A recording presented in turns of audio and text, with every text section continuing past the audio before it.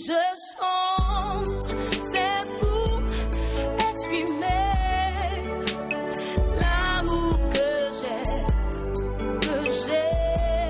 pour toi. Il est si fort qu'il dépasse tous les idéaux. L'amour que j'ai pour toi est plus que ce que l'on peut imaginer. Si je chante, c'est pour exprimer l'amour que j'ai pour toi. Il est si fort qu'il dépasse tous les idéaux. L'amour que j'ai pour toi est plus que ce que l'on peut imaginer.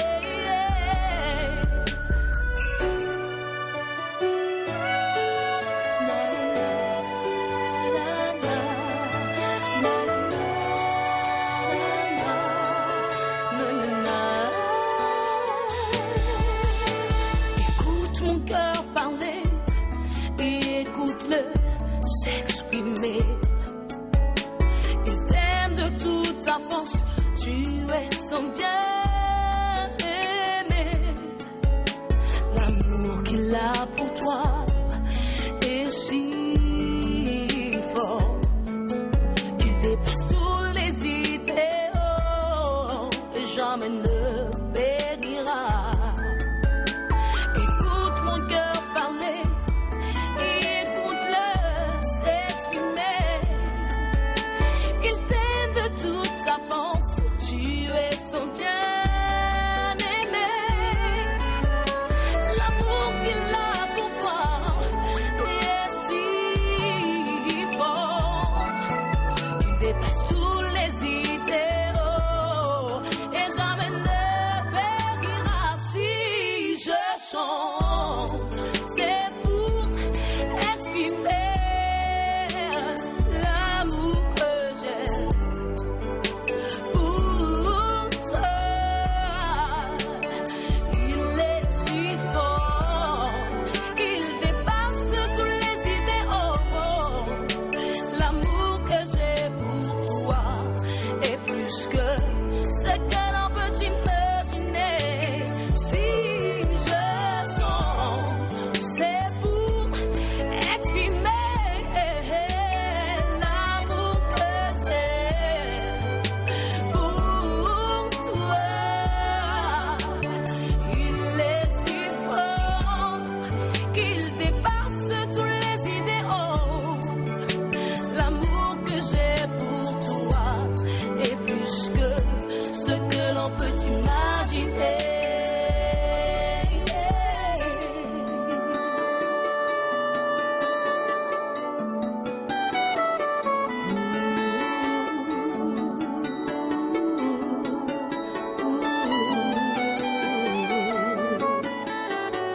Je t'aime Seigneur, je t'aime mon Dieu, je t'aime mon roi, je t'aime Jésus.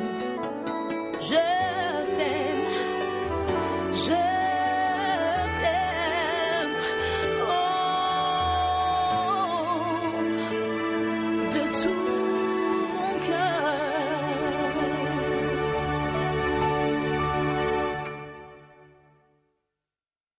Toi, Seigneur, qu'il a plu de nous accorder ta grâce, de nous accorder, Seigneur, le souffle de vie. Il est dit que l'homme n'est pas maître de son souffle. Pour le retenir, il n'a aucune puissance sur le jour de la mort. Seigneur, c'est toi, ô Dieu, qui tiens le souffle de tout homme, Seigneur, entre tes mains. Il est dit, Seigneur, de toi, que tu es celui qui donne et celui qui reprend. Mais il t'a plu, Seigneur, dans tes bontés, de renouveler encore, Seigneur, ta vie. Et je réalise que c'est pour t'adorer, parce qu'il est dit que tout ce qui respire loue le nom de l'Éternel. Si tu m'as gardé en vie, c'est pour te donner gloire, Seigneur. Si tu m'as gardé en vie, c'est pour élever ton nom, Jésus. C'est pourquoi je ne veux pas rater cette occasion, Seigneur, de glorifier ton nom ensemble avec, Seigneur, tous les rachetés. Ensemble avec, Seigneur, mes frères et sœurs. Nous voulons te savoir élevé parmi nous. Nous voulons te savoir glorifier. Nous voulons te savoir magnifier, Seigneur, cet après-midi, au nom de Jésus-Christ de Nazareth. Merci pour ta sainte et divine présence au milieu de nous. Merci pour ton esprit, Seigneur, qui était au commencement, alors que les ténèbres étaient là, l'Esprit de Dieu se mouvait. L'Esprit de Dieu en action, l'Esprit de Dieu en mouvement, attendant le feu vert, attendant la parole sortant du trône du Père. Et lorsque la parole est sortie, l'Esprit est venu à la réalisation. Et je sais qu'une parole sortira du haut de ton trône cet après-midi. Et l'Esprit de Dieu se pressera d'accomplir cette parole. L'Esprit de Dieu se pressera de réaliser cette parole. Car tu es derrière ta parole pour l'accomplir, pour l'exécuter, éternel mon Dieu. Tu n'as jamais parlé en vain. Lorsque tu as parlé, c'est pour accomplir ce que tu as décrété. Lorsque tu as déclaré une parole, c'est pour que les hommes réalisent à quel point ta parole est puissante. Il est dit l'univers tout entier, l'univers aussi immense qui puisse être et soutenu par ta parole, ô Dieu. Seigneur, cela nous révèle l'efficacité de ta parole. Cela nous révèle la puissance, la force de ta parole. Cette parole est digne d'être reçue, digne de confiance éternelle. Je sais que ta parole est capable de restaurer. Ta parole est capable de renouveler. Ta parole est capable de redonner l'espoir. Ta parole est capable de relever, Seigneur, celui qui est courbé. Ta parole est capable de redresser, Seigneur, la personne qui était abattue. Ta parole est capable d'apporter la guérison là où la maladie était nommée. Ta parole est capable d'apporter la délivrance, éternel mon Dieu. Ta parole, Seigneur, est capable de rassembler là où le diable avait frappé. Au nom de Jésus, que tous les saints disent Amen. Amen. Que tous les rachetés disent gloire à Dieu. Gloire à Dieu. Si on peut donner une offrande d'acclamation à notre Seigneur.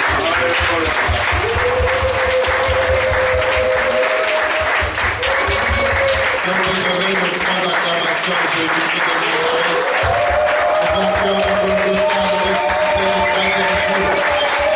Celui qui a offert une règle à celui qui a la clé qui couvre la porte que personne ne peut fermer. Même si ta famille avait fermé, il est celui qui peut couvrir. Même si ton oncle avait fermé, il est celui qui peut couvrir. Même si dans ta famille on avait fermé la porte du mariage, Jésus-Christ de Nazareth est capable d'ouvrir la porte du mariage. Même si on avait fermé avec des cadenas compliqués. Même si on avait barricadé ta vie, Jésus-Christ a la clé. Et il va ouvrir une porte qui va créer un chemin dans ta vie. Il dit, je fais une chose nouvelle. Si tu ne la connais pas, je fais un chemin dans le désert. Je te dis, dans ton désert, Dieu fait un chemin. Dans ton désert, Dieu fait un chemin. Dans ta difficulté, la solution pointe à l'horizon. Dans ta maladie, la guérison est là. En la personne de Jésus-Christ de Nazareth. Jésus-Christ de Nazareth. Jésus-Christ de Nazareth. Alléluia. Oh, merveilleux Jésus. Je veux te dire à quel point tu es merveilleux. À quel point, Seigneur, mon cœur était pris de toi. Je ne peux rien sans toi, Seigneur. C'est pourquoi je veux m'effacer complètement afin que toi seul puisses prendre la place et parler à ton peuple comme il se doit. Toi qui connais les besoins de chacun. Toi qui sais, oh Dieu, là où chacun, Seigneur, a besoin d'être relevé, a besoin d'être encouragé, d'être consolé, édifié. Seigneur, parle à ton peuple. Que je sois simplement un canal que tu vas utiliser pour la gloire de ton nom. Au nom de Jésus. Amen. Amen. Amen. Amen. Que le nom du Seigneur soit glorifié. Le Seigneur a une parole pour toi cet après-midi. Le Seigneur a un message pour toi. Aide-moi, regarde celui qui est à côté de toi, dis-lui, et le regard fixé sur le serpent d'airain. Et le regard fixé sur le serpent d'airain. Certainement, il ne t'a pas entendu. Alors dis-lui encore, et le regard fixé sur le serpent d'airain. Amen. Amen. Voilà ce que nous allons prêcher cet après-midi, le regard fixé sur le serpent d'airain. Certainement, tu te dis, qu'est-ce que ce message, qu'est-ce que on va partager. Et Dieu va nous aider, amen. C'est un message que j'ai déjà eu à apporter pour ceux qui étaient là lorsque nous étions à Paris, sur Paris, à l'autre salle. Le Seigneur m'a mis à cœur de pouvoir l'apporter cet après-midi. Et pour ceux qui étaient là, le Seigneur ajoutera un plus et ce sera différent. Amen. Amen. Puisque c'est la même Bible que nous prêchons et nous pouvons la prêcher et la prêcher et la reprêcher et la prêcher encore. Amen. Mais je sais qu'à chaque fois, l'Esprit est capable d'apporter une nouveauté, l'Esprit est capable d'apporter un plus. Amen. Et pour ceux qui n'ont jamais entendu ce message, alors ce sera l'occasion de pouvoir comprendre qu'est-ce que la Bible nous dit sur le serpent d'airain. Amen. Amen. Que le nom du Seigneur soit glorifié. Lorsque nous parlons du serpent, le serpent est un reptile qui est très dangereux, n'est-ce pas? Amen. Amen. Je ne sais pas comment il y a des personnes qui arrivent à caresser le serpent, à mettre le serpent sur leur épaule, jouer avec. En tout cas, je ne sais pas comment ils font. Mais il dit que le serpent est dangereux. Amen. Amen. Dangereux, premièrement par sa taille, parce que avec la taille que le serpent a, il peut étouffer, enrouler sa victime et l'étouffer. Tuer la victime, rien qu'avec la taille qu'il a, il peut facilement enrouler et étouffer sa victime. La deuxième chose qui rend le serpent dangereux, c'est le venin. Lorsque le serpent va te mordre, il peut injecter le venin et c'est très dangereux, c'est mortel. Amen. Amen. Et lorsque nous parlons du serpent, très souvent nous voyons le diable, n'est-ce pas? N'est-ce pas? Amen. Quand nous parlons du serpent, nous voyons le diable, n'est-ce pas? Le serpent qui a séduit Adam et Ève et puis ils sont tombés et puis voilà tous les problèmes, tout ce qu'il y a eu. Donc quand nous parlons du serpent, nous voyons le diable. Amen. Amen. Mais j'aimerais cet après-midi tu comprennes une chose, c'est que là où il y a le vrai, il y a aussi le faux. Là où il y a la photocopie, il y a aussi l'original. Là où il y a le lion de la tribu de Juda, il y a aussi celui qui fait comme le lion.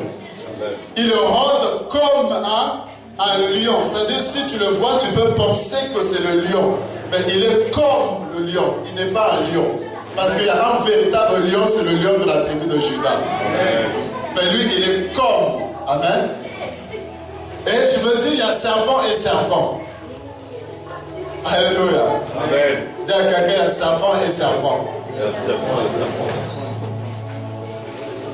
Il faut savoir quel serpent est-ce que tu regardes, quel serpent est-ce que toi tu as. Amen. Voyons le premier serpent dans Genèse chapitre 3. Là, nous allons voir le premier serpent que la Bible nous montre, nous relate. Et comme vous savez, l'homme a été créé, Dieu va disposer toutes choses pour l'épanouissement de l'homme. Le jardin d'Éden, Dieu va placer l'homme. Et Dieu va dire à l'homme, tu peux manger de tous les arbres du jardin. Mais quant à l'arbre de la connaissance du bien et du mal, tu ne toucheras pas, tu ne mangeras pas. Car le jour où tu mangeras, tu mourras certainement. Voilà ce que Dieu dit à l'homme. Et le serpent, la Bible nous dit dans Genèse 3, au premier verset, le serpent était, vous êtes à quoi? Genèse 3. Le serpent était le plus rusé de tous les animaux des champs que l'Éternel Dieu avait fait. Le serpent était très rusé et le serpent, n'est-ce pas? On nous dit au verset 1er toujours, il dit à la femme, Dieu a-t-il réellement dit, vous ne mangerez pas de tous les arbres du jardin. Regardez ici. Le serpent était rusé. Et le serpent, qu'est-ce qu'il va faire ici? Allô? Il va parler. Et pour dire quoi? Dieu a-t-il réellement dit? Donc par là, nous comprenons que le serpent, il ne vient pas voir la femme pour dire qu'est-ce que Dieu vous a dit. Lorsque Dieu dira, vous pouvez manger de tous les arbres du jardin, mais quant à l'arbre de la connaissance et du bien, du bien et du mal, vous ne toucherez point. Le jour où vous allez manger, vous allez mourir certainement. Donc le serpent était là, le serpent avait entendu, le serpent était au courant. Puisque la preuve en est, lorsqu'il vient voir la femme, il dit quoi? Qu'est-ce que Dieu vous a dit? C'est ça? Il dit quoi? Dieu a-t-il réellement dit, et dit quoi? Vous ne mangerez pas de tous les arbres du jardin. Ça veut dire qu'il était au courant. Mais son problème ici était de voir si la femme était sûre de la parole qui était sortie de Dieu. Ou est-ce que la femme doutait de cette parole? En fait, il est venu pour déstabiliser la femme. Parce qu'en réalité, celui qui a la foi, le diable ne peut pas venir et te dire abandonne la foi. Et subitement tu abandonnes la foi. Non, c'est impossible. Amen. Amen. Le diable va provoquer une situation qui va d'abord te déstabiliser. Une situation qui va te troubler. Et c'est à ce moment-là que tu peux abandonner la foi. Tu peux renier le Seigneur. Amen. Mais tu ne peux pas comme ça facilement abandonner Jésus. Non. Il va d'abord provoquer une situation, créer une épreuve qui va te mettre à douter d'abord. C'est quand tu vas commencer à douter de Dieu, quand tu vas commencer à douter de la parole de Dieu, c'est alors que l'apostasie prend place. Amen. Mais tant que tu as la foi, le diable ne peut pas te faire abandonner Jésus. C'est pourquoi il est dit, celui qui s'approche de Dieu doit croire que Dieu existe. Amen. Parce que la foi est agréable à Dieu. Et le diable a peur d'un chrétien qui a la foi. Tu peux avoir tout ce que tu veux, l'argent, mais si tu n'as pas la foi, le diable ne tremble pas devant toi. Mais celui qui a la foi, le diable sait qu'il est très dangereux. Amen. Amen. Quels que soient les combats, les attaques, si tu as la foi, tu glorifieras Dieu alors que tout va mal dans ta vie. Alors que tu traverses des situations compliquées, mais parce que tu as la foi, tu chantes la gloire de Dieu. Amen. Le diable se dit, mais quelle personne compliquée. Ça, c'est la foi. Amen. Amen. C'est pourquoi ici, il vient, il dit, Dieu a dit réellement. Vous voyez le réellement, c'est-à-dire ça amène à la femme de réfléchir. C'est vrai, est-ce que Dieu a vraiment dit cela? Est-ce que Dieu a vraiment interdit? Est-ce que Dieu a vraiment... Il amène le questionnement. C'est pourquoi il ne faut pas trop réfléchir avec Dieu. La foi, là, on ne réfléchit pas trop avec la foi. Amen. Amen. Parce que la foi dépasse la logique humaine. Dieu te demandera de faire des choses, humainement parlant, c'est pas possible. Mais Dieu ne tient pas compte des lois humaines pour démontrer la foi, sa puissance au travers de la foi. Amen. Amen. Et le diable viendra avec le doute. Le diable viendra semer le doute. C'est quand tu vas commencer à douter que là, le diable peut avancer avec toi. Il peut aller plus loin avec toi. Mais quand tu es ferme dans ta position, il sait qu'il ne pourra pas te vaincre. Amen. Amen. Et regardez ici, il était rusé. Le diable est rusé. Nous avons un adversaire qui est très rusé. Et sa ruse se manifeste d'entrée de jeu. Il va voir la femme. Pourquoi la femme? Lorsque Dieu avait traité l'alliance dans le jardin d'Éden, c'était avec Adam. Dieu a dit à Adam, tu ne mangeras pas de l'arbre de la vie éternelle. C'est ça? Non, je veux vous sentir. Vous êtes là? Amen. Amen. Sinon, je vais te passer un peu pour que tu réagisses. Amen. Donc, Dieu avait parlé avec l'homme. Ce n'était pas avec la femme. La femme était au courant de l'alliance par Adam. Adam dira à la femme, bon, tu vois, chérie, je t'aime, n'est-ce pas? Mais comprends une chose. Il y a une alliance qui est traitée avec Dieu. Je suis garant de cette alliance. Donc tu es là pour m'aider. Mange de tous les arbres que tu veux, mais cet arbre-là, tu ne pourras jamais toucher. Est-ce que tu as compris? Amen. Chérie, il n'y a pas de souci. Donc elle était au courant de l'alliance, elle est rentrée dans l'alliance par Adam. Mais la personne qui avait entendu Dieu, c'était Adam. Ce n'était pas Ève. Est-ce que c'est clair? Amen. Adam a entendu la voix de Dieu et Ève a entendu la voix d'Adam. Le problème, c'est qu'il fallait d'abord déstabiliser le couple. Il fallait d'abord emmener le flou, le doute. Mais s'il y a une personne qui pouvait douter, c'était qui? C'était Ève. Puisque Adam avait entendu Dieu parler. Donc il est difficile de douter alors que Dieu t'a parlé. Non. Quand Dieu te parle, ça te marque à vie. Même 10 ans après, tu te rappelles de cette voix. Quand tu en parles, c'est comme si c'était là tout de suite maintenant. Mais si un homme te parle, tu peux oublier la parole de l'homme. Parce qu'il n'est qu'un homme. Alors le diable, dans sa ruse, il savait que s'il fallait passer par quelqu'un, c'était par Ève et non pas par Adam. C'est pourquoi il va utiliser d'abord Ève. Je veux dire à quelqu'un que le diable ne va pas t'attaquer sur tes points forts. Amen. Il va t'attaquer sur tes points faibles. Amen. Parce que sur tes points forts, il sait qu'il ne réussira pas. Mais là où tu es faible, il sait qu'il va t'avoir. Et la faiblesse d'Adam était en Ève. C'est pourquoi il va exploiter la faiblesse d'Adam.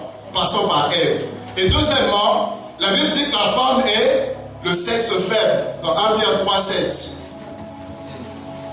C'est-à-dire qu'il exploite la faiblesse. Il ne passe pas par Adam lui-même directement, mais il va passer par Ève. Vous voyez la ruse? Amen. Alléluia. Amen. Alléluia. Amen. Vous voyez la ruse? Au lieu d'aller voir Adam directement, mais il passe derrière Adam. Mais en réalité, c'est pour atteindre Adam. Mais il ne l'affronte pas directement, il le passe derrière.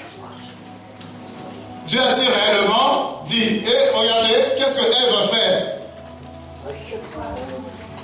La femme répondit au serpent. Non, il y a des gens qui ne faut pas répondre. Amen. Amen. Il y a des gens à qui il ne faut pas répondre. Le serpent. La réponse de la femme au serpent, frère, a mené des problèmes. Elle répond, nous mangeons de tous les arbres du jardin. Mais quant au fruit de l'arbre au milieu du jardin, Dieu a dit, vous n'en mangerez point et vous n'y toucherez point de peur que vous mouriez. C'est-à-dire, Ève était au courant. Elle savait que cet arbre apportait la mort.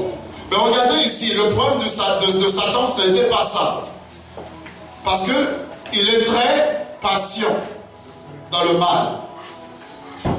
S'il faut prendre 10 ans pour t'achever, il va attendre 10 ans. Mais pourvu qu'il t'achève. Comprenez l'adversaire que nous avons.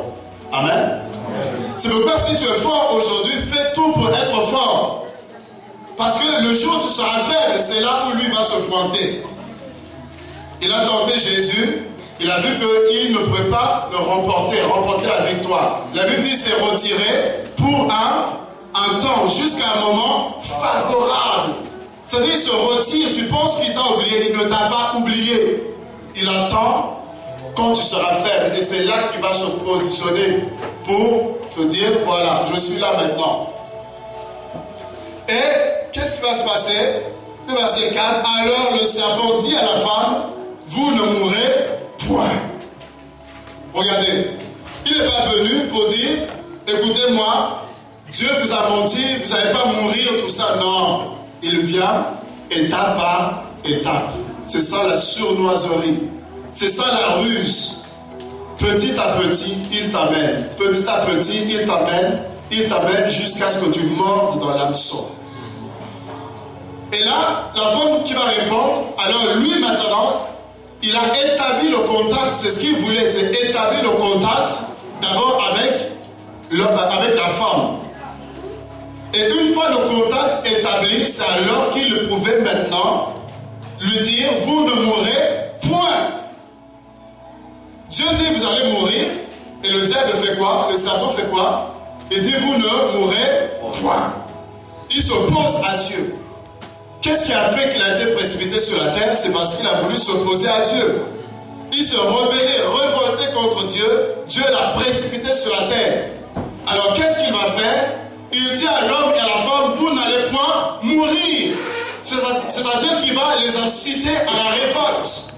Il va inciter l'homme et la femme à se rebeller contre Dieu. Puisqu'il sait que la rébellion l'a entraîné à la chute, il sait que si l'homme se rebelle contre Dieu, il sera précipité de la même façon. Il dit, Dieu vous a dit ça, mais moi je vous dis, vous n'allez pas mourir. Donc essayez de vous rebeller et vous allez voir que j'ai raison. Frère, il n'a pas raison, il a tort. Amen. Amen. Regardez, il va plus loin dans sa séduction, mais Dieu sait, le jour où vous en mangerez, vos yeux s'ouvriront et vous serez comme Dieu. Là, la séduction. Vous serez comme Dieu. Alors, la femme s'imagine, moi, je peux devenir comme Dieu simplement en mangeant cet arbre. Donc, Dieu est mauvais. Puisque si je mange cet arbre, je deviens comme lui, et Dieu ne veut pas que je sois comme lui. Alors, il nous a interdit l'accès à cet arbre pour que nous restions tels que nous sommes. Alors, Dieu est mauvais. Alors Dieu est méchant. Eh bien nous allons devenir aussi comme Dieu. Et la Bible dit, ne savez-vous pas que vous êtes des dieux? Quand vous regardez comment est-ce que Dieu s'est pris pour créer l'homme était un petit Dieu. Par rapport à la création, l'homme était un Dieu. Tout ce que Dieu avait créé, il va donner la souveraineté, il va donner le pouvoir, l'autorité à l'homme. De cultiver, de garder le jardin, la terre, de prendre soin. En fait, l'homme gouvernait sur la terre. Amen. Les animaux lui étaient soumis. C'est lui qui va appeler les animaux et donner les noms. La création toute entière était sous l'autorité, le pouvoir de l'homme. La seule personne au-dessus de l'homme, c'était Dieu. Mais sinon, par rapport à la création, l'homme était souverain. L'homme avait l'autorité, le pouvoir. Regardez, pourquoi comme Dieu, Dieu est adoré. Amen. Dieu est adoré. Il est assis sur son trône de gloire. Les 24 veillards, les 4 êtres, les myriades de créatures célestes, la création toute entière, la nature entière loue le Créateur. Les anges, les arbres battent les mains. Vous savez, la création toute entière glorifie Dieu. Tu es grand, tu es fort, tu es redoutable, tu es puissant, tu es extrêmement beau. Vous voyez, et Dieu reçoit toute cette adoration. Dieu est glorifié. La femme se dit, ah, donc si on est comme Dieu, nous serons aussi adorés. Nous serons aussi adulés. C'est merveilleux. Je suis assis et on va me glorifier. Tu es belle. Tu as des yeux comme personne.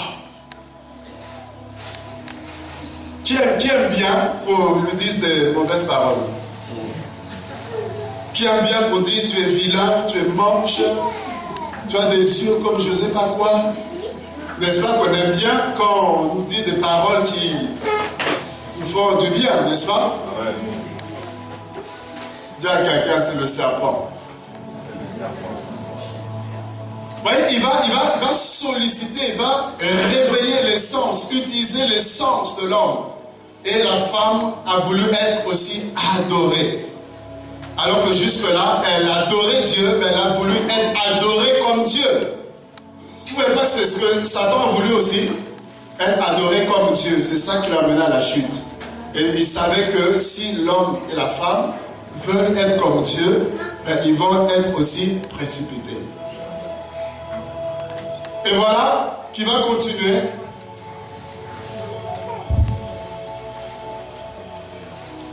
La femme vit que l'arbre était bon à manger, elle a vu. Il était précieux pour ouvrir l'intelligence.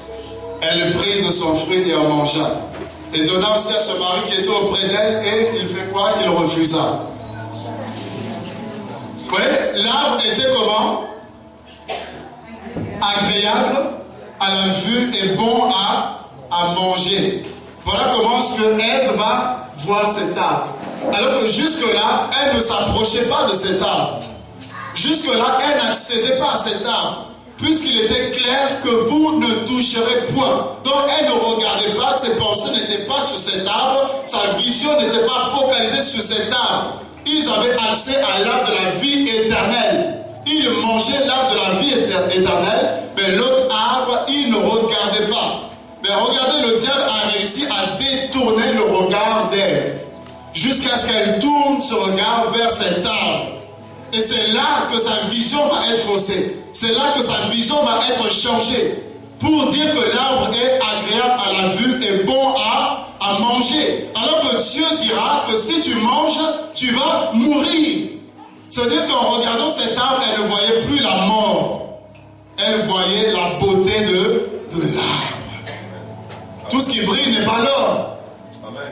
Le diable va rendre le péché beau. Le diable va rendre le mal beau. Il va embellir. Mais il sait que dedans, il y a la mort. Il sait que derrière les pratiques des hommes, il y a la mort.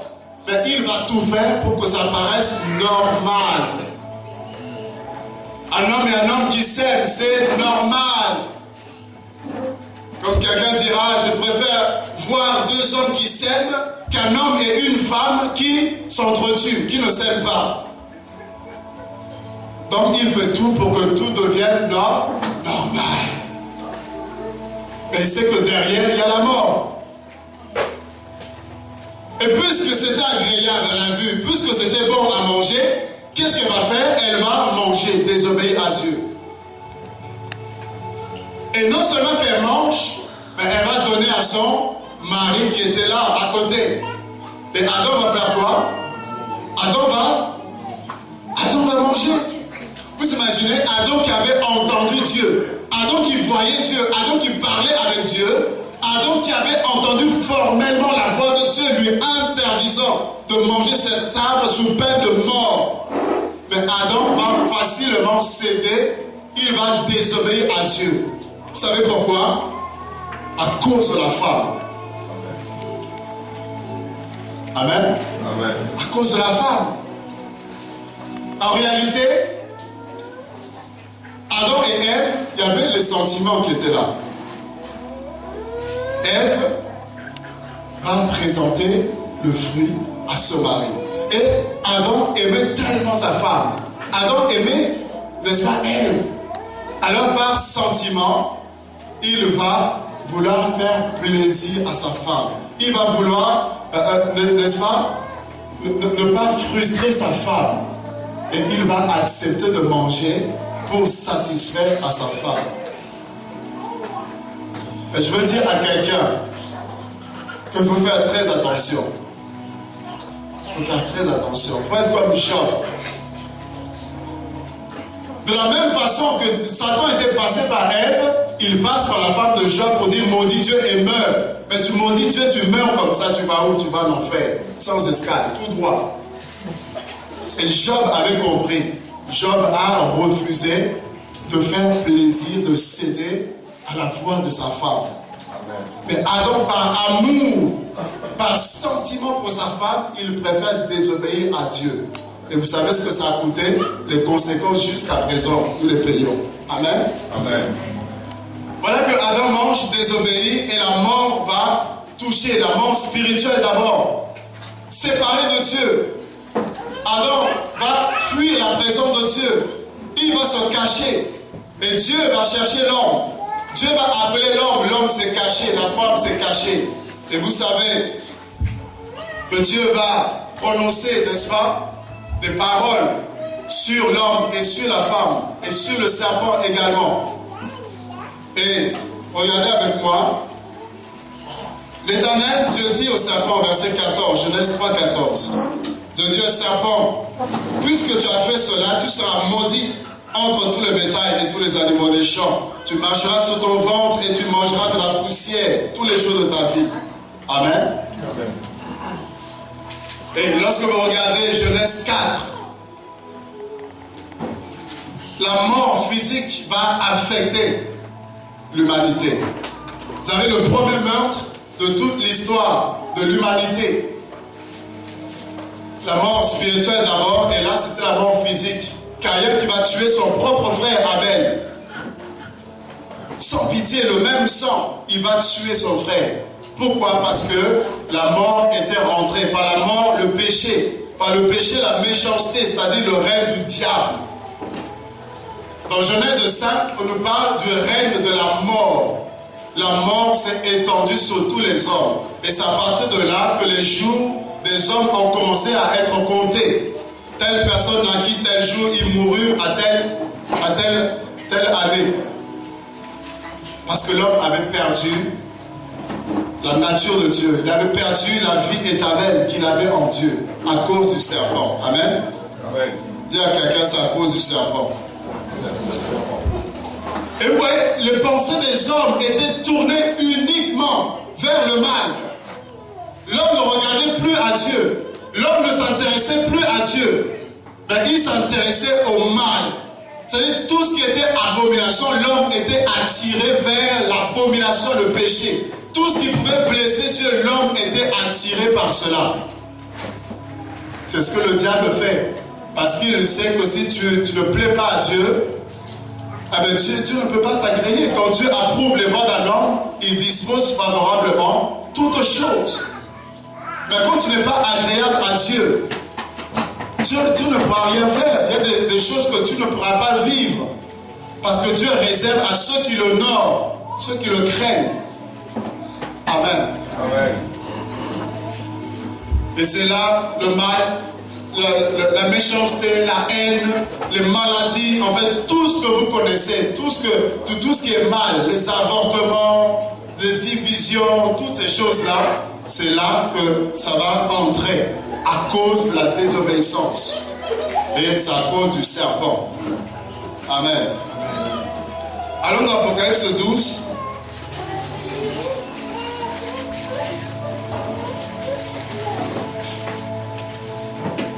Vous savez, s'il y a une chose que le diable n'aime pas, c'est qu'on parle de lui.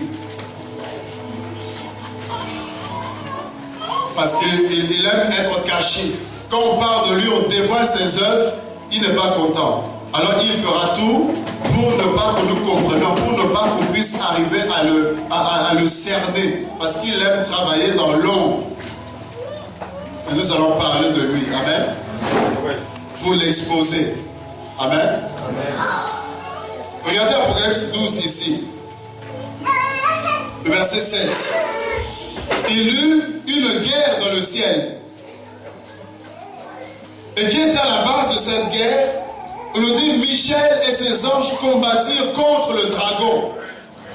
Le dragon et ses anges combattirent. Mais ils ne furent pas les plus forts. Et leur place ne fut pas trouvée dans le ciel. Le verset 9. Il fut précipité le grand dragon, le serpent ancien, appelé le diable et Satan, celui qui séduit une partie de la terre. Toute la terre. Il fut précipité, où c'est? Sur la terre. Et ses anges furent précipités avec lui. Vous voyez, on parle du dragon, du diable, de Satan ou le serpent. C'est la même personne. Donc, comprenez que le serpent qui a fait tomber Adam et Ève, c'est le diable, le grand dragon, le Satan, l'adversaire de Dieu et de tous ceux qui s'appellent de Dieu. Et ici, regardez verset 10. Et j'entendis dans le ciel une voix forte qui disait: maintenant le salut est arrivé, ainsi que la puissance et le règne de notre Dieu et l'autorité de son Christ, car il a été précipité l'accusateur de nos frères, celui qui les accusait devant notre Dieu jour et nuit. Ils l'ont vaincu à cause du sang de l'agneau. Amen. Et à cause de la parole de leur témoignage, ils n'ont pas aimé leur vie jusqu'à la grande la mort. C'est pourquoi réjouissez-vous, cieux, vous qui habitez dans les cieux. Et la terre? Nous sommes où, nous? On est au ciel, non? Qui est au ciel? Qui est au ciel? Ah, tu es pas au ciel? Nous sommes assis à le céleste. Donc je suis au ciel. Ça c'est une réalité spirituelle. Parce qu'en réalité, je suis aussi sur la terre. Amen. Amen. Et là, qu'est-ce qu'il dit par rapport à la terre? Malheur à la terre et à la mer, car le diable est descendu vers vous, animé d'une grande tendresse, cherchant qui caresser. Animé d'une grande colère, sachant qu'il a peu de temps. Vous voyez, le diable sait qu'il a peu de temps pour détruire la terre, pour détruire la race humaine, pour nous égarer de Dieu, pour nous éloigner du plan de Dieu. Il se dit qu'il a peu de temps. Mes frères et sœurs, le peu de temps qu'il a, regardez tous les dégâts qu'il fait. Le peu de temps là qu'il lui pense avoir, le peu de temps, regardez les dégâts qu'il provoque. Et ce qui est dommage, de voir que le diable dit qu'il a peu de temps, mais nous qui sommes enfants de Dieu, nous disons que nous avons le temps. Nous vivons comme si on avait le temps. Alors que tu as un adversaire qui sait qu'il n'a pas de temps. Quelqu'un qui n'a pas de temps, ça veut dire qu'il ne dort pas. Quelqu'un qui sait qu'il a peu de temps, ça veut dire le temps qu'il a, il va fournir tous ses efforts pour arriver à atteindre ses objectifs. Quelqu'un qui a le temps, il peut se la couler douce parce qu'il sait qu'il a le temps. Mais celui qui n'a pas le temps, il va s'activer pour faire les choses qu'il doit faire. Si nous comprenons qu'on avait peu de temps, frère, on allait se lever et faire l'œuvre de Dieu. On allait se lever et se réveiller. Mais nous pensons que nous avons le temps. Alors on peut remettre tout au lendemain, comme si le lendemain nous appartenait. Le diable sait qu'il a peu de temps pour te détruire, pour détruire l'appel de Dieu sur ta vie, pour détruire ta famille, pour détruire ton mariage, pour détruire ton foyer, pour détruire la grâce de Dieu sur ta vie. Il se dit qu'il a peu de temps et il travaille. Pendant que toi tu dors, lui il travaille. Pendant que toi tu es en train de te ronfler, de somnoler, lui est en train de réfléchir, ses agents sont en train de réfléchir pour mettre des stratégies en place pour te détruire. Heureusement que Dieu nous garde. Je vous dis heureusement que Dieu nous garde. Sinon, depuis longtemps, on serait déjà frappé, foudroyé. Mais parce que la main de Dieu est sur nous, ces projets ne peuvent pas nous atteindre. Ces projets n'arrivent pas à réussir sur nous. Parce que Dieu nous garde. Amen. Et regardez, Genèse 3, verset 15. Et le diable a réussi à faire tomber l'homme, à détruire l'homme, à détruire tout ce que Dieu avait créé. Il va tout saccager. Et voilà que le malheur a frappé l'homme. La mort, les pleurs. L'homme est éloigné de Dieu, séparé de Dieu. L'homme ne peut plus accéder à Dieu. Et le diable a réussi son coup. Dieu va chasser l'homme, vous imaginez? Dieu chasse l'homme de sa présence. Parce que l'homme était devenu pécheur. Et Dieu est saint. Alors il n'était plus de la même nature. L'homme va être chassé. L'homme ne peut plus accéder à l'arbre de la vie éternelle. Dieu avait placé 2 anges puissants pour empêcher l'accès à l'homme. Et l'homme est devenu mortel. Mais Dieu, dans son amour, Dieu va dérouler un plan de salut pour l'homme. Genèse 3,15. Lisons ensemble.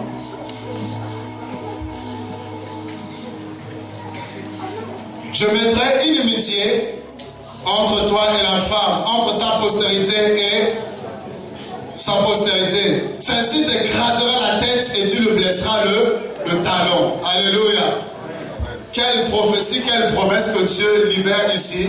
L'homme déchu, mais Dieu promet, Dieu déclare, Dieu prophétise par rapport à l'homme que la postérité de la femme va écraser la tête du serpent.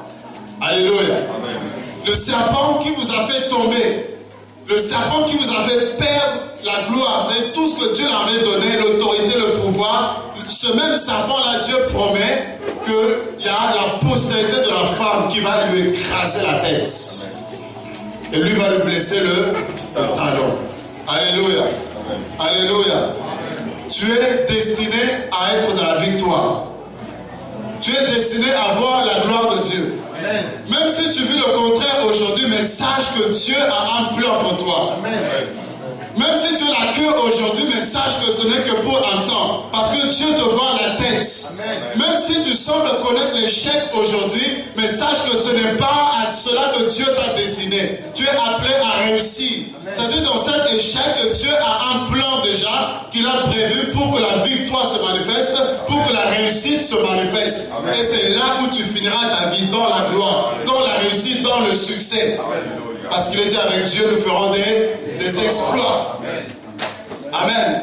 Donc l'homme était déchu, l'homme était perdu, mais Dieu voyait l'homme dans la gloire. Dieu voyait l'homme élevé. Dieu voyait l'homme positionné. Et voilà pourquoi ce plan va se mettre en route. Alors dans Exode 4,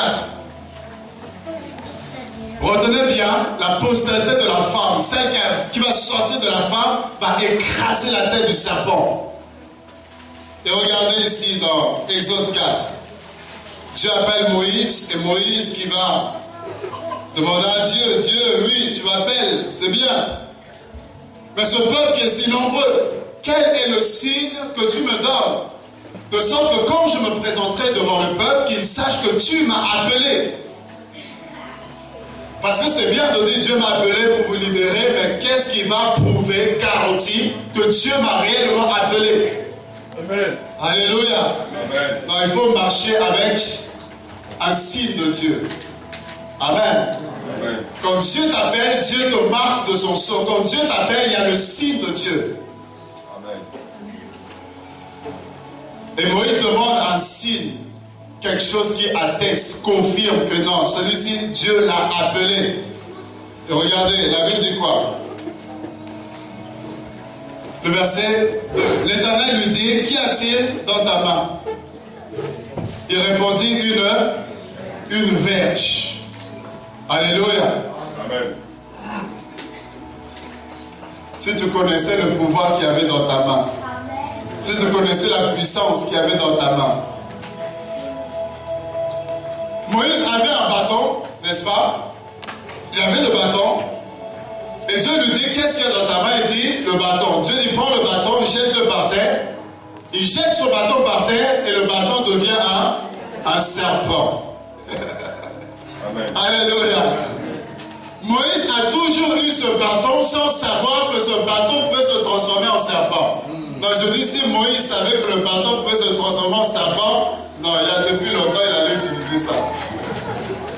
Alléluia. Il a toujours utilisé ça comme un bâton, mais il ne savait pas que par ce bâton-là, Dieu pouvait faire des miracles extraordinaires. Sans savoir que par ce bâton, la mer rouge pouvait se séparer en deux. C'est-à-dire que nous avons des choses que Dieu a déposées en nous, mais nous ignorons la potentialité. On ignore la puissance.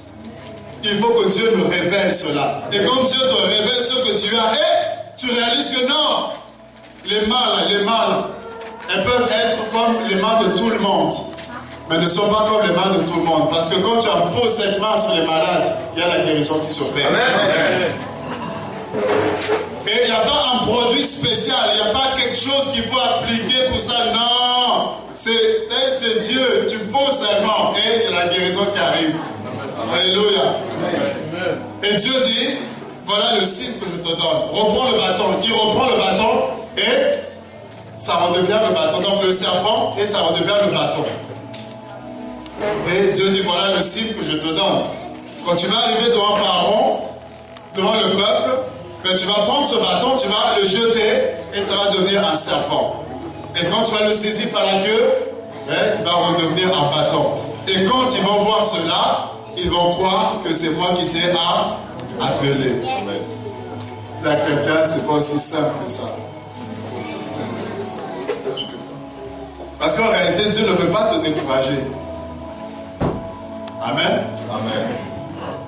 Je n'ai pas vu quelqu'un que Dieu a appelé et Dieu lui a détaillé les souffrances, les épreuves, les combats, les persécutions, les attaques en détail. Je n'ai pas vu. Amen. Parce que Dieu sait que, mais comment tu vas fuir la peine? C'est-à-dire que tu seras pire que Jonas même. Tu vas fuir la peine. Dieu va te donner juste un tout petit peu. il te montre la gloire, la dimension dans laquelle il veut t'emmener, ce qu'il veut faire avec toi, et il te montre un petit peu les combats que tu auras. Mais cette gloire qui va te faire goûter est tellement excellente. Tu vas dire, Seigneur, je ne veux pas passer à côté. Et tu vas accepter. Mais une fois que tu es dedans, là, il y a d'autres combats, il y a d'autres attaques. Il y a des choses que Dieu ne t'avait pas montrées. Là, tu vas les vivre en direct. Mais seulement ce sera trop tard. Tu ne pourras plus faire marche arrière parce que tu es déjà engagé. Amen. Amen. Et voilà que Moïse était content. Moïse était heureux. Il se dit, voilà, Dieu m'a appelé. Il y a le signe. Tout le monde va voir que Dieu m'a appelé. Et voilà que dans Exode 7, Moïse arrive vers Pharaon. Et il dit, laisse aller mon peuple. Laisse aller mon peuple. Pharaon regarde et dit, mais quel est cet homme qui vient pour me parler à moi, te dit de laisser le peuple. Ce peuple qui construit des magasins, ce peuple qui travaille pour moi, et toi tu me dis de le laisser. Et puis tu viens devant moi, sans armes, sans rien, juste avec la parole. Mais tu sais pas, je peux t'écrabouiller. Moïse dit, laisse aller mon peuple afin qu'il me serve. Et Moïse se dit, bon, je vais démontrer à Pharaon qui je suis. Il va savoir que Dieu m'a appelé, alors il va libérer le peuple tout de suite. Il prend le bâton, il jette le bâton par terre, et le bâton devient un serpent, comme Dieu avait dit. Alors il se dit, là, maintenant, Pharaon, il va trembler ici. Et le bâton devient un serpent. Pharaon, il dit, oh, petit joueur. Alléluia. Il dit, mais quel aventurier celui-là. Tu penses que c'est ça qui va m'impressionner? Tu penses que c'est ça qui va me faire trembler pour laisser le peuple sortir? Il dit, attends, tu n'as rien vu. Attends. Il appelle tous ses magiciens. Alléluia. Pharaon appelle tous ses magiciens. Il appelle tous les enchanteurs, tous ceux qui travaillaient en fait pour lui. Ils sont venus. Et la Bible dira qu'ils vont tous prendre chacun un bâton. Tous les magiciens, les satanistes, tous ceux qui étaient là, les devins, les astrologues qui travaillaient pour lui, chacun prend un bâton. Et ils vont tous jeter leur bâton par terre, et leurs bâtons sont devenus aussi des serpents. Moïse. Alléluia. Amen. Moïse sort un serpent, mais Pharaon peut sortir des serpents. Moïse devait se dire, Seigneur, dans quelle histoire tu vas embarquer? Qu'est-ce que le serpent contre tous ces serpents? Donc ce que Moïse pouvait faire, Pharaon aussi pouvait le faire. Donc en quoi est-ce que Dieu est avec toi? Si sortir le serpent prouve que Dieu est avec toi, dans ce cas, moi, Pharaon, Dieu est plus encore avec moi, puisque je sors plus de serpents. Mais il y a serpent et serpent. Amen. Amen. Alléluia. Amen. Il y avait un combat de serpents ici. Le serpent qui sortait de Moïse et les serpents qui sortaient de Pharaon.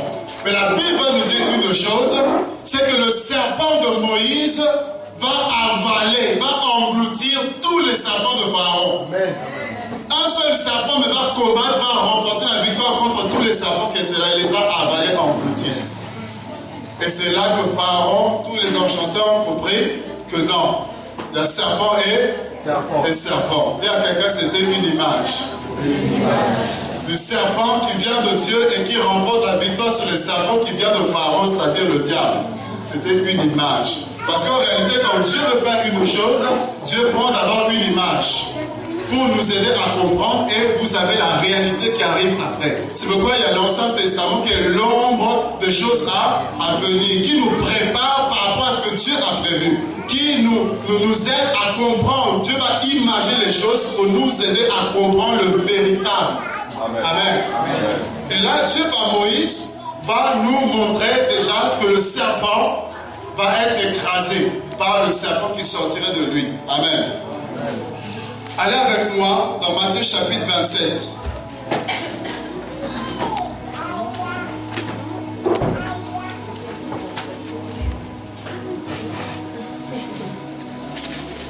Allons d'abord dans Nombre. Allons dans Nombre plutôt. Nombre chapitre 11.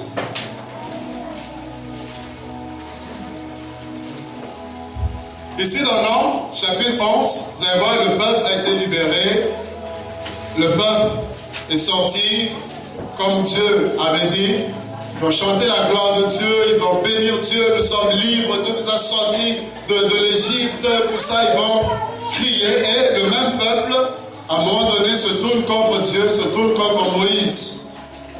Pour dire, Dieu, tu nous as fait sortir de l'Égypte pour nous faire mourir ici dans le désert.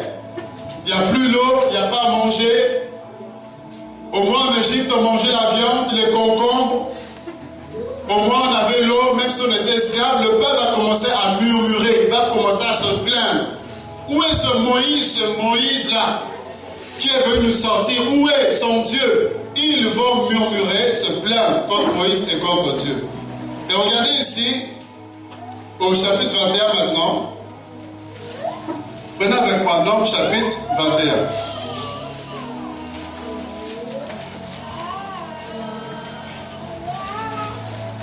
Vous voyez, là on a passé, hein, il y a eu des murmures, plainte sur plainte, murmures, et Dieu répondait. Il se plaignait encore, Dieu répondait. Il se plaignait, Dieu fait tomber la manne, il le mange. Il n'y avait pas l'eau, Dieu fait sortir l'eau du rocher. Mais une fois qu'ils ont vu le miracle, ils continuent à se plaindre encore. Et il y en a qui mouraient comme ça entre temps, parce que Dieu corrigeait son peuple. Amen. Amen. Et regardez ici, au chapitre 21. Verset 4, il partit de la montagne de Hor par le chemin de la mer Rouge pour contourner le pays d'Édom. Le peuple s'avança en route et parla contre Dieu et contre Moïse. Pourquoi avez-vous fait monter hors d'Égypte pour que nous mourions dans le désert? Car il n'y a point de pain, il n'y a point d'eau et notre âme est dégoûtée de cette misérable nourriture. Alors l'Éternel envoya contre le peuple des serpents brûlants, et ils mordirent le peuple et moururent beaucoup de gens en Israël. Amen. Dieu va envoyer des serpents brûlants contre le peuple, et on nous dit beaucoup étaient mordus, mouraient par ces serpents. Ces serpents venaient de qui? Venaient de Dieu. Amen. Le verset 7, le peuple vint à Moïse et dit, nous avons péché, car nous avons parlé contre l'Éternel et contre toi. Prie l'Éternel, afin qu'il éloigne de nous ces serpents. Moïse pria pour le peuple. L'Éternel dit à Moïse, prenons le verset 8 ensemble. Verset 8 ensemble, on va lire ensemble, c'est très important.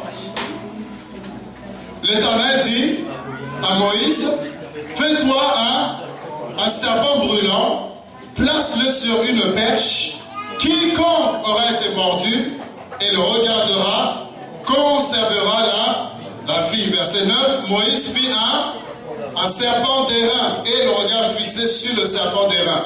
Moïse fit un serpent d'airain et le plaça sur une perche, et quiconque avait été mordu par un serpent et le regardait, conservait la vie.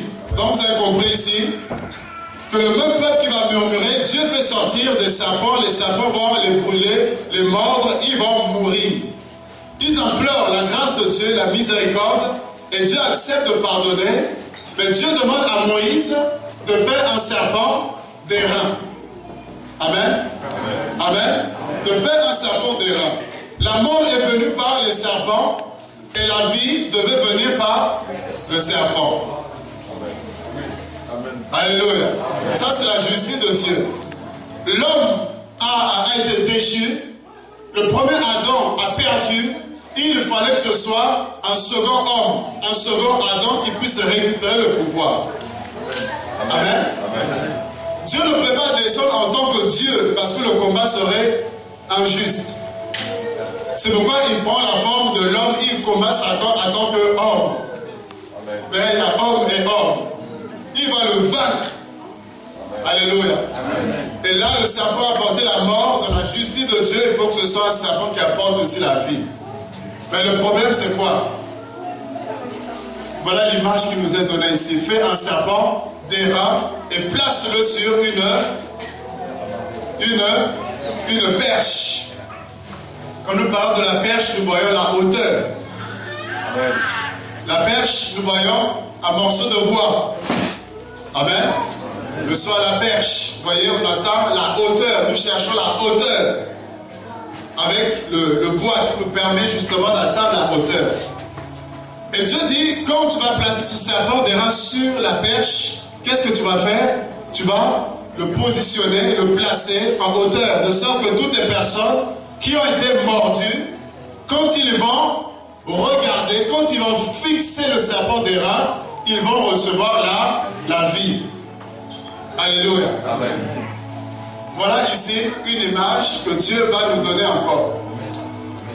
Donc toutes les personnes qui fixaient leur regard sur le serpent d'airain, ils recevaient la vie, quelle que soit leur morsure, mais en regardant, ils recevaient automatiquement la vie. Alors dans Matthieu chapitre 27 maintenant.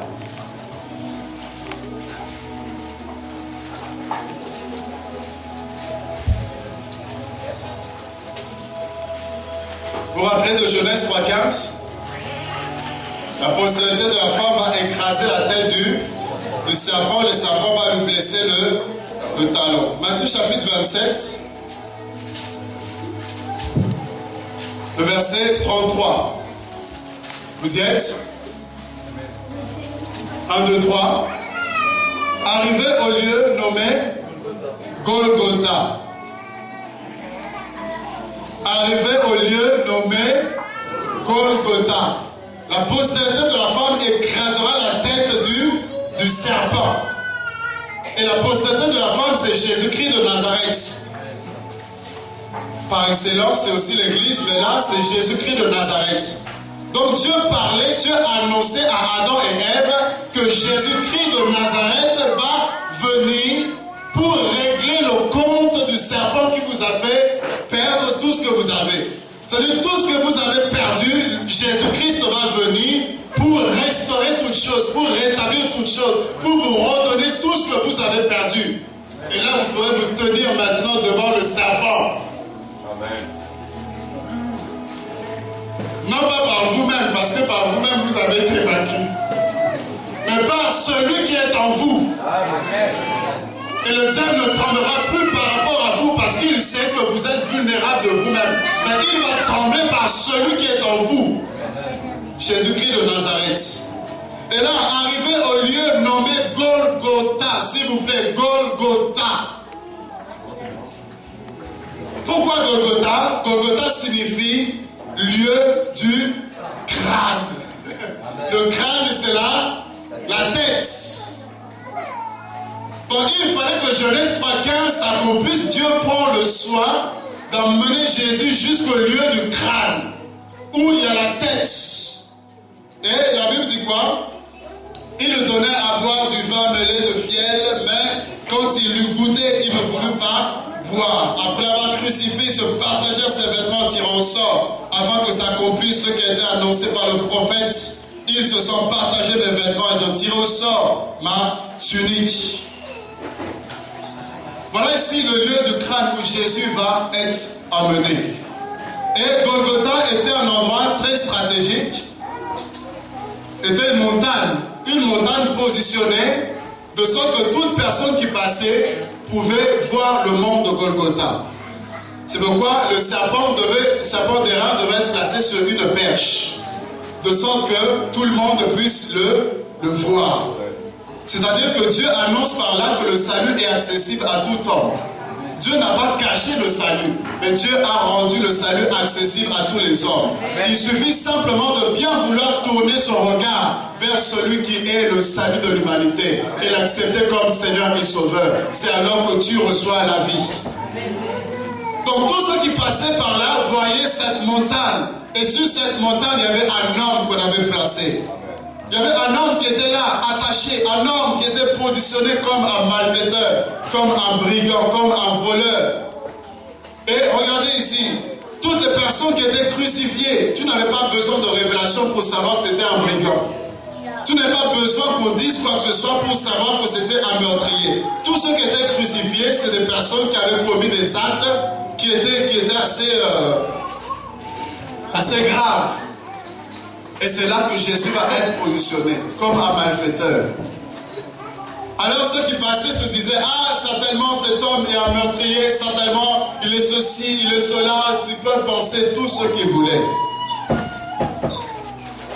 Mais je sais une chose, c'est que parmi tous ceux qui étaient là, toutes les personnes qui pouvaient parler, il y a un homme qui a saisi.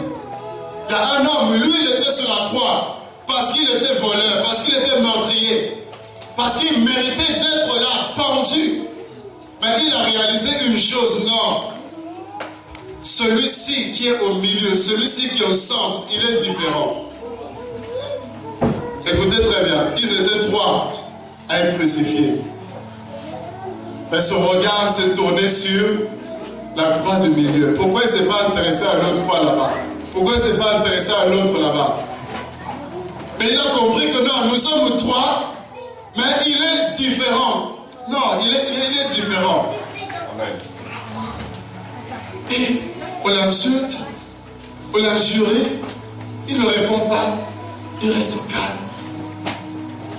Il se dit non, cet homme, il est différent. Il se dit, permets que quand tu seras dans ton royaume, que je sois avec toi. Et il est crucifié, c'est que c'est un brigand, c'est que c'est un voleur. Mais comment toi tu le vois comme étant le sauveur? Comment toi tu le vois comme étant quelqu'un qui a un royaume et qui peut t'introduire dans ce royaume? Vous savez qu'est-ce que le Seigneur va dire? Aujourd'hui même, tu es avec moi dans mon royaume. Dis à quelqu'un, le royaume de Dieu est forcé, ce sont les violents qui se l'emparent. Lui, il a dû se rappeler que non, le serpent d'airain apporte la vie. Je suis mort, je suis affecté par la mort, j'ai été mordu par le serpent. Mais si le serpent d'airain est devant toi, tu peux encore te rattraper. Tu peux encore te rattraper. Il suffit de regarder à Jésus, ta vie peut encore changer. Et il va regarder à Jésus. Non, il a reconnu la seigneurie de Jésus. Et Jésus lui a donné la vie éternelle. Quiconque regarde le serpent d'airain à la vie éternelle. Et vous allez voir que toutes les personnes qui ont regardé à Jésus, ils ont vu leur vie changer. Bartimée a regardé à Jésus. Il a vu sa vie changer. Alors que sa vie était misérable, pauvre, il dépendait des gens. Mais le jour où il a fixé Jésus, Jésus passe. Il passe. Il n'a pas vu Jésus, mais il a entendu que Jésus passait par là. Et il va crier, fils de David, aie pitié de moi. Quiconque invoquera le nom de l'Éternel sera sauvé. Amen. Et Jésus s'arrête. Il s'arrête. Il dit, amenez-le moi. Les mêmes personnes qui l'ont fait taire, c'était les mêmes personnes qui sont allées le chercher pour dire, le maître a besoin de toi. Le maître t'appelle. En réalité, Jésus s'arrête. Tous ces hommes qui me voient, mais lui qui est aveugle, il arrive à déclarer une parole. En réalité, c'est la déclaration. Jésus, fils de David. C'était pas rien. Alléluia. Jésus, fils de David. C'est-à-dire, tu es le roi des rois. Tu es celui qui doit régner éternellement. Jésus se dit, mais un homme qui ne voit pas, qui n'a pas vu le miracle, tout ça, que eux peuvent voir, mais il a la foi, il croit. Et Jésus s'arrête. Que veux-tu que je fasse? Et cet homme a vu sa vie complètement changer. Amen. Complètement changé. Il pouvait voir, regarder comme tout homme. Parce qu'il avait croisé Jésus sur sa vie. Une autre femme qui avait la perte de sang, 12 ans. Les hommes ne pouvaient plus l'approcher parce que quand on avait la perte de sang, on était considéré comme impur. Alors on devait nous rejeter, nous enfermer quelque part. Personne ne pouvait l'approcher. Mais elle approchait Jésus. Et ce que j'aime, avec la parole. Cette femme était une femme de révélation. Pierre faisait les miracles. Les apôtres faisaient les miracles. Mais elle, son problème, ce n'était pas Pierre. Son regard n'était pas fixé vers Pierre. Parce que Pierre peut mourir. Pierre faisait les miracles. L'ombre de Pierre guérissait les malades. Donc elle peut se dire, Pierre, là, si pas seulement son ombre peut m'apporter la guérison. Donc je n'ai même pas besoin de le toucher. J'ai qu'à me poser sur son ombre et je vais avoir la guérison. Mais elle, son problème, ce n'était pas Pierre. Parce qu'elle savait que Pierre n'était qu'un homme. Son regard n'était pas, je ne sais pas, Barthélemy ou Jacques ou Jean. Elle n'a pas regardé aux hommes, aux apôtres. Mais elle a regardé à Jésus. Son regard était focalisé, fixé sur Jésus. Si tu regardes aux hommes, tu seras déçu. Qu'ils soient apôtres, prophètes, pasteurs, tout ce que vous voulez, tu seras déçu. Mais si tu regardes à Jésus, tu ne seras jamais déçu. Elle, son problème, c'était Jésus de Nazareth. Jésus à gauche, elle, son regard est à gauche. Elle cherche comment est-ce que je peux l'approcher. Avec toute la foule, tous ceux qui bousculaient, tous ceux qui voulaient approcher, tous ceux qui voulaient s'entretenir, tout le monde voulait entendre Jésus. Et elle, une femme pécheresse, une femme condamnée, comment est-ce qu'elle pouvait approcher le grand Jésus? Mais par la foi, elle a pu approcher. Elle approche jusqu'à ce qu'elle va toucher le Seigneur. Quelle foi! Quelle foi! Elle ne s'est pas dit s'il m'impose les mains ou s'il déclare des paroles. Non. Elle avait foi que même son vêtement pouvait apporter la guérison. Elle n'a pas demandé parle ou déclare ou prie pour moi, viens chez moi. Non. Elle, je touche le vêtement. Et quand elle a touché, Jésus a compris que non, il y a une puissance, une onction qui s'est dégagée de moi. Dit quelqu'un m'a touché. Il m'a dit, maître, tout le monde te bouscule, tout le monde te touche. Comment tu peux dire que quelqu'un t'a touché? Forcément, tout le monde te touche. Il dit, non, il y a une personne qui m'a touché. Il a touché. Il y a une personne qui m'a touché. Et cette femme savait que c'était elle. Alors, vous imaginez, elle a dû se cacher, elle a dû avoir peur, elle a dû trembler. Puisque ce qu'elle venait de commettre, c'était une abomination. Parce qu'elle était impure, elle ne peut pas toucher, elle ne peut pas approcher les gens. Mais elle va bannir cela parce qu'elle a compris que ça c'était la loi, ça c'était Moïse qui a imposé toutes ces condamnations. Mais celui qui est en face de moi, c'est la grâce de Dieu, sur de salut pour tout homme. Là où Moïse me condamnait, celui-ci me sauve. Là où Moïse me mettait à l'écart, mais celui-ci est... Alléluia. Et au lieu d'avoir peur, Jésus dit, femme, foi t'a sauvé. Amen. Jésus va louer sa foi. Il dit, si c'était Moïse, on allait m'enfermer, on allait me tuer, on allait me lapider. Mais lui, au contraire, il loue ma foi. Et cette femme a vu sa vie complètement changer. Lisez la Bible, toutes les personnes qui ont rencontré Jésus, quelque chose est produit dans leur vie. Il y a une femme qui était courbée. Quand Jésus l'a croisée, restauration. Cette femme a pu marcher correctement. Amen. Tout ce qui était courbé s'est redressé dans sa vie. Amen.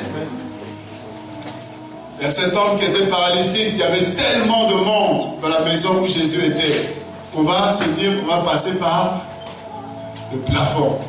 Et on va faire descendre cet homme par le toit pour le faire descendre. Jésus dit, tes péchés sont pardonnés. Et cet homme va se lever, paralytique, guéri instantanément. Les morts revenaient à la vie. Même quand il rencontrait les morts, il communiquait la vie. Le mort revenait.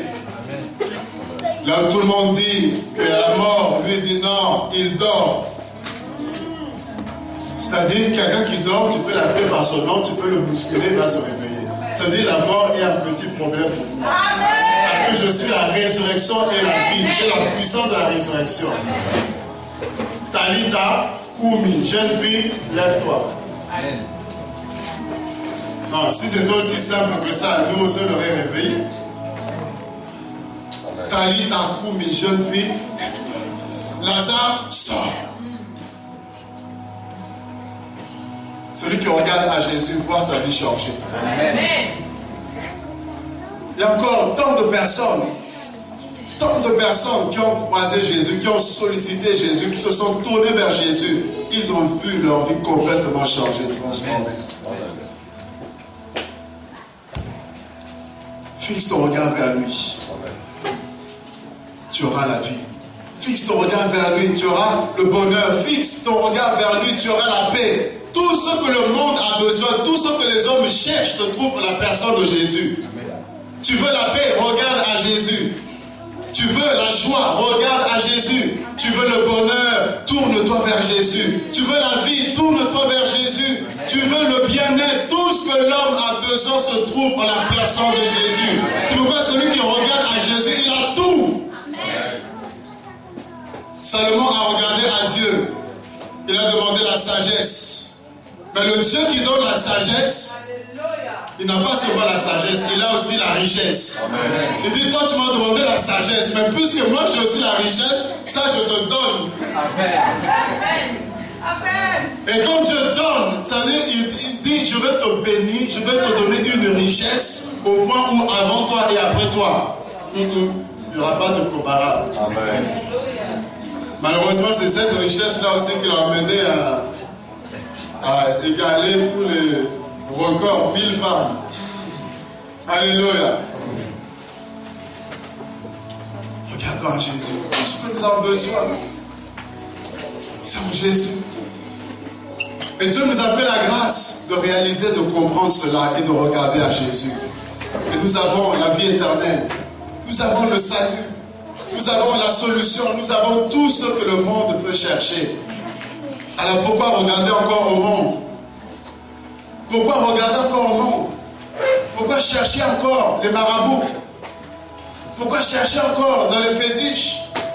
Chercher encore, je ne sais pas où, dans les boîtes de nuit, qu'est-ce que ça peut nous apporter? Nous avons la vie éternelle en Jésus-Christ. Donc ce que nous devons faire, c'est de fixer nos regards, c'est de nous attendre à lui, de ne dépendre que de lui. Je ne regarde ni à gauche, ni à droite, mais mon regard est fixé vers lui, et lui seul. Et je le suis, j'avance avec lui. Je le suis, j'avance, c'est lui mon modèle, c'est lui mon chemin, c'est lui mon guide. C'est lui que je suis appelé à imiter, c'est lui et lui seul. C'est-à-dire que si l'autre tombe à ma gauche, moi j'avance avec Jésus. Si l'autre tombe à ma droite, j'avance avec Jésus. Je suis peut-être touché, je prie pour la personne, mais je ne veux pas m'arrêter parce que Jésus ne s'arrête pas. C'est lui que je suis, ce n'est pas un homme. Et si tu suis un homme, quand il va s'arrêter, tu t'arrêteras. Tu suis un homme, tu mets ta confiance dans l'homme, sa chute sera ta chute. Mais celui qui regarde à Jésus ne va jamais tomber, ne va jamais faillir, ne va jamais être déçu. Il avancera, il avancera, il avancera. Les hommes pourront le blesser, les hommes pourront dire tout ce qu'ils veulent, mais lui, il continuera à avancer parce que l'amour de Dieu te consolera. Même si personne ne te comprend, mais Jésus te comprend et tu avances avec lui et lui seul. Amen. Amen. Quelqu'un me dira, depuis que je prie, depuis que je connais Jésus, c'est là j'ai tous les problèmes du monde. Avant j'étais bien, mais depuis que je suis chrétien, j'ai que des problèmes. Alors que Jésus est censé être la solution. Mais je dis à une personne, que nous pouvons tous mettre les mains dans un tas de broussailles. Il y en a qui vont prendre, il n'y aura pas de problème. Mais toi, quand tu mettras, tu prendras, il y a un serpent qui sortira de nulle part. Acte 28, Paul et les barbares, ils arrivent dans l'île de Malte, il faisait froid. Dans Acte 28, il fait froid, et la Bible dit qu'ils allaient, ils prenaient des bois et ils mettaient dans le feu pour que le feu continue à les réchauffer. Tout le monde partait, prenait le bois, mettait, il n'y avait pas de souci. Mais quand le tour de Paul était arrivé d'aller chercher le bois, il va prendre le bois, un serpent est sorti, l'a mordu. Oh, tu n'as pas compris. C'est pour dire que le serpent n'embête pas ceux qui lui appartiennent. Le serpent laisse les méchants prospérer parce qu'il sait qu'à la fin c'est l'enfer. Il sait qu'il peut avoir le succès, il peut régner, il peut avoir toutes les voitures, rouler carrosse, il sait qu'à la fin il perd son âme. Donc il a tout perdu. Mais toi et moi, il va te mettre des bâtons dans les roues. Toi, il ne va pas te laisser tranquille parce qu'il sait que tu as la chose la plus importante, la vie éternelle. Amen. Et c'est pourquoi il sera là derrière toi. C'est pourquoi tu verras que c'est difficile. Là où tout le monde peut avoir facilement, mais pour toi, il faut le jeûne et la prière pour déclencher les choses. Et les choses ne sont pas faciles. Ta vie n'est pas facile. C'est parce que le serpent n'est pas ton ami, il est ton ennemi. Amen. Comme Paul va prendre le serpent, l'a mordu. Mais les pécheurs, tout le monde a pris, il n'y a pas de souci, mais toi tu prends, il y a un problème. Le malheur attend souvent le juste. Mais j'aime le mais là. Mais j'aime le mais. Vous savez, le malheur peut atteindre tout le monde. Mais le malheur attend souvent le juste. Méfie-toi d'un juste qui vit le malheur. Méfie-toi, ne te moque pas. Parce qu'il y a un mais dans sa vie que toi tu ne connais pas. Toi tu vois que le malheur, toi tu t'arrêtes sur le malheur, mais le mais qu'il y a derrière, tu ne connais pas. L'Éternel en délivre toujours. Pas quelquefois, pas de temps en temps. Non, toujours délivre, toujours. C'est-à-dire, même quand tu pars dans l'ombre de la vallée de la mort, tu sais que ta délivrance va arriver. Amen. Même si tu traverses un moment compliqué, je sais qu'il y a une issue de secours pour moi. Parce que mon Dieu me délivre toujours. Amen. Tendez les pièges comme vous voulez, je sais que Dieu me délivrera. Amen. Allumez la fournaise, jetez-moi dedans, je sais que Dieu me délivrera. Amen. Mettez la fosse au lion, jetez-moi, je sais que Dieu me délivrera. Je veux que quelqu'un comprenne une chose. Dans ta situation, réalise que Dieu te délivrera. Peu importe ce que tu vis, réalise, comprends que Dieu va finir par te sortir de là. Quel que soit ton désert, quel que soit, je ne sais pas ce que tu vis, rien ne marche pour toi. Tout semble noir, sombre, mais je veux te dire, il y a le mais de Dieu. Et dans ce mais, c'est la délivrance qui arrive. Dans ce mais, c'est la restauration. Dans ce mais, il y a sa puissance qui va se manifester. Et Paul qui était mordu, les barbares ont commencé à parler, mais cet homme n'est pas de Dieu. Parce que s'il était de Dieu, comment le serpent l'a mordu? Même les païens ont réussi. Même ceux qui ne prient pas ont des enfants. Mais comment toi tu pries, tu n'arrives pas à concevoir? Arrête-nous avec des histoires de Dieu. Non. Sarah est la mère de la foi, mais ça n'a pas empêché qu'elle soit stérile. Abraham était le père de la foi. Abraham était ami de Dieu, mais ça n'a pas empêché à Dieu de le rendre stérile. Amen. Dieu est un Dieu de témoignage. Là où il n'y a pas de problème, il n'y a pas de témoignage. Là où il n'y a pas de complications, il n'y a pas de témoignage. C'est pourquoi moi j'aime les problèmes, je bénis Dieu quand il y a des situations difficiles. Parce que je sais que c'est pour que je témoigne sa gloire.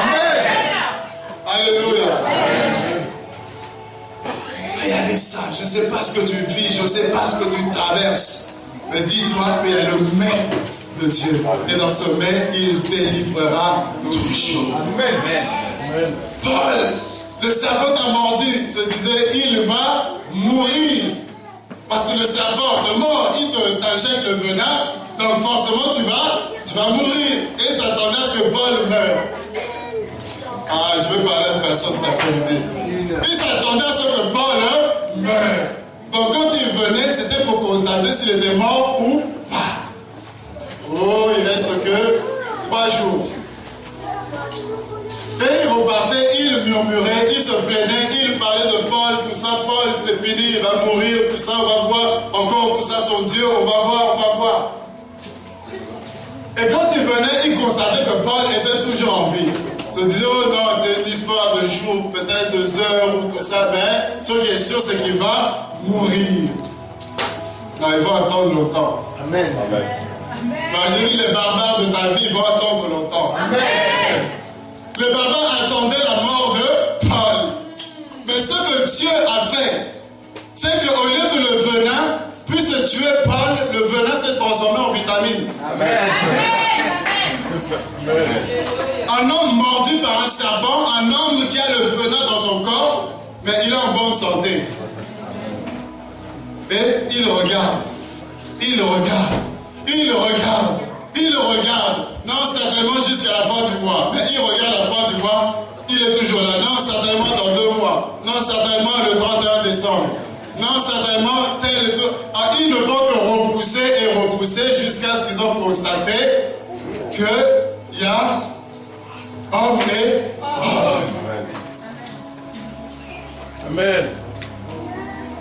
Non, nous avons un vaccin. Amen. Nous avons un vaccin. Amen. Tu sais, le serpent des reins, il fallait le regarder pour avoir la vie. On ne le touchez pas. Ah, tu ne vas pas comprendre. Au temps de Moïse, on devait seulement le regarder, mais on ne touchait pas. Mais nous, on l'a touché. Nous, là, on l'a touché. Nous, là, on l'a reçu. On l'a en nous. C'est-à-dire la vie éternelle est en nous. Je marche avec la vie éternelle. Je marche avec la vie de Dieu en moi. Donc celui qui a la vie, même le venin, quand le venin vient, le venin se dit que il y a la vie. Donc le venin se transforme en vitamine. Amen. Alléluia. Amen. Et c'est là que les barbares vont constater que Paul ne mourrait pas. Puis ils vont se dire, cet homme est un Dieu. Ils n'ont pas dit cet homme est un homme de Dieu. Ils ont dit cet homme est un Dieu. C'est-à-dire tes ennemis, ce sont eux-mêmes qui vont t'élever. Les barbares d'aujourd'hui, ce sont eux-mêmes qui vont te placer, qui vont t'élever, qui vont te qualifier. Des qualifications, même toi-même, tu vas trembler pour dire non, non, non, c'est de moi que tu parles. Les mêmes qui condamnaient, qui attendaient la mort, c'était les mêmes qui ont constaté la vie de Dieu. Parce que celui qui a Jésus, le serpent, peut mordre. Le serpent va te mordre, le serpent va te piquer, il va t'attaquer, il va bouger dans tous les sens, il va essayer de te perturber. Mais parce que tu as Jésus-Christ avec toi, tu seras tranquille, tu seras toujours vainqueur. Parce que Jésus l'a vaincu. La dépouille, les dominations, les principautés, les autorités, les esprits méchants dans les lieux célestes, les a livrés en spectacle. Il a écrasé la tête du serpent. Il a écrasé la tête du diable. Il est descendu même, vous imaginez? Vous imaginez? Regardez, c'est comme quelqu'un qui est recherché. Un homme recherché, et on dit, lui, si on le voit, on va le tuer, n'est-ce pas? Cette personne sait qu'on le recherche à tel endroit et que tout le monde veut l'abattre. Et vous savez qu'est-ce que cette personne fait? Il vient. Au lieu que vous le cherchez, lui-même il vient. Alléluia. Il vient sur votre terrain. Et il dit, bon, je suis là maintenant. C'est ce que Jésus a fait. Il est allé dans le camp même de Satan, dans son fief même, il est descendu. Alléluia. Amen. Parce qu'au ciel, oh non, parce que bon, au ciel, il y avait les anges, tout ça, donc le combat n'était pas équilibré. Jésus avait des supporters, Satan n'avait pas. Mais là, dans ton propre camp, c'est-à-dire tu as des supporters, tu es logiquement avantagé. Et c'est là que Jésus vient l'affronter. À domicile, il est vainqueur. Amen. À l'extérieur, il est vainqueur. Il est vainqueur de tout le temps. Amen. C'est pourquoi le diable n'a plus de puissance, n'a plus de pouvoir sur celui qui a reçu Jésus. Et tout ce que tu avais perdu en Adam, le serpent des reins te le redonne. Amen. C'est pourquoi regarde à lui, fixe ton regard vers lui, et tu ne seras pas déçu. Amen. Jean chapitre 3, le verset 14. Jésus dit de la même façon, de même que Moïse éleva le serpent dans le désert. Il dit il faut de même que le Fils de l'homme soit élevé. C'est-à-dire il s'identifie au serpent des reins. Il annonce que Moïse avait parlé de moi. Il avait annoncé ma mort sur la croix. Mais de la même façon que ce serpent donnait la vie, il faut de même que moi je sois élevé. Et celui qui croira aura la vie éternelle. Celui qui ne croira pas sera jugé parce qu'il n'a pas cru au Fils unique de Dieu. Amen. Amen. Qui veut regarder à Jésus? Qui veut fixer son regard vers le serpent des reins? Laisse ton problème tranquille. Ne regarde pas ta situation, regarde à Jésus. Ne regarde plus à tes difficultés, regarde à la grandeur de Dieu. C'est parce que tu regardes ton problème que tu as l'impression qu'il est grand. Mais si tu regardais à Dieu, la grandeur de Dieu serait telle que ton problème serait un petit point noir, ta maladie serait un petit point noir. Alléluia. Levons-nous dans sa présence et nous allons prier. Hébreux chapitre 12, le verset 2, la Bible dit, ayant le regard fixé sur Jésus. Le regard fixé sur Jésus qui suscite la foi et qui l'amène à la perfection. Ayant le regard fixé sur lui. Ne regarde plus aux hommes. Ne regarde plus à ta situation. Ne regarde plus à tes problèmes et tes difficultés. Ne regarde plus à ce que tu n'as pas. Mais regarde à Jésus-Christ de Nazareth. Et tu verras les choses changer. Élève ta voix et prie, bénis Dieu. Au nom de Jésus.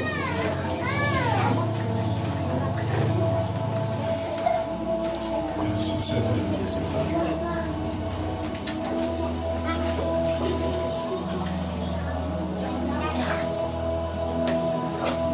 Merci Seigneur. Merci Jésus.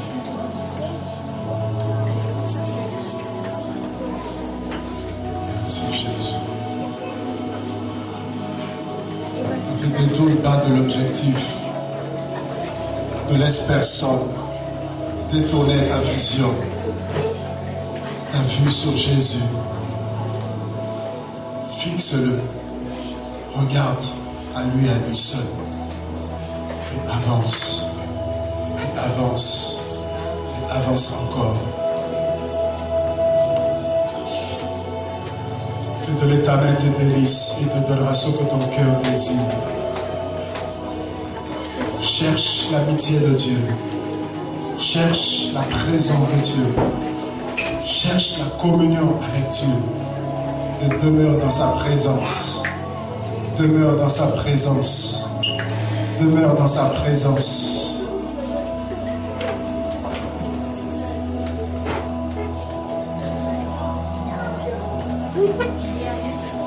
Merci Jésus.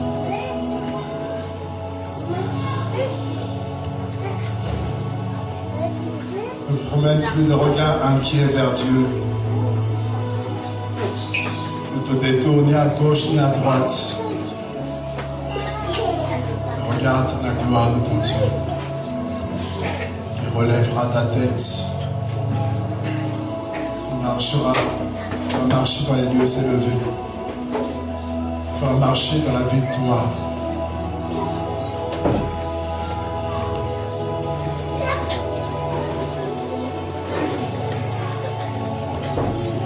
Le démoni soit l'homme qui se confie dans l'homme, dans la chair, pour appui.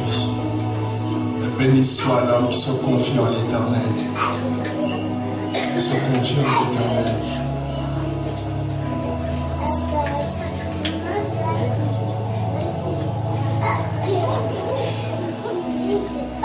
Merci Jésus.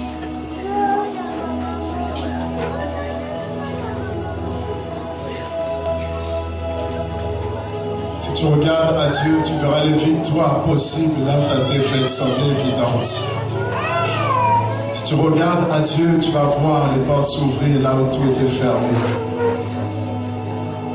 Dans ton désert, un chemin sera frayé. Tu regardes à Dieu, tu verras l'exaucement de tes prières. Si tu regardes à ce Dieu, tu verras ton mari touché par la puissance de Dieu. Si tu regardes à son Dieu, tu verras tes enfants servir le Seigneur. Servir le Seigneur. Il n'a jamais déçu quelqu'un. Il n'a jamais déçu quelqu'un. Il ne te décevra pas.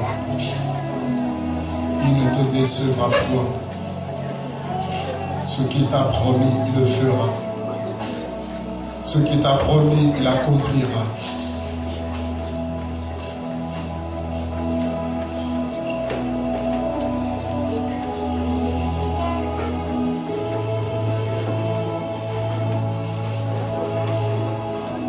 Le Seigneur t'invite à nouveau dans sa présence. Toi qui avais perdu. Toi qui avais perdu. ce goût, cet amour. Le Seigneur t'invite à nouveau. Viens dans ma présence. Viens dans ma présence. Le Seigneur te donne la force, la capacité. Te renouvelle, te restaure. Le Seigneur brise la fatigue, la lourdeur. Le Seigneur brise toutes les chaînes, tout ce qui t'empêchait d'accéder dans sa sainte présence pour l'adorer et le glorifier. Comme tu le faisais autrefois, comme tu l'as fait, comme tu l'aimes, tu aimes le faire. Le Seigneur brise ces chaînes, cette fatigue, cette lourdeur qui t'empêche.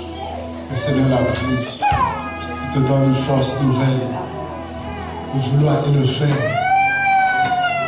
Il te donne la capacité de jeûner, de jeûner, de jeûner. Quand tu avais perdu cette force, cette capacité. La prière, le Seigneur te restaure.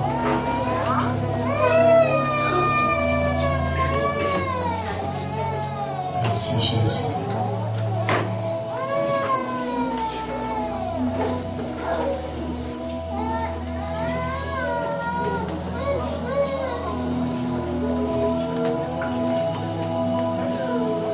Merci pour la restauration, Seigneur. Merci pour ce feu nouveau.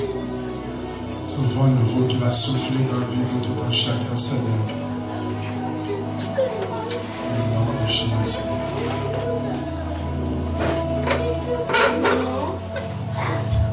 Que le nom du Seigneur soit glorifié à travers le feu.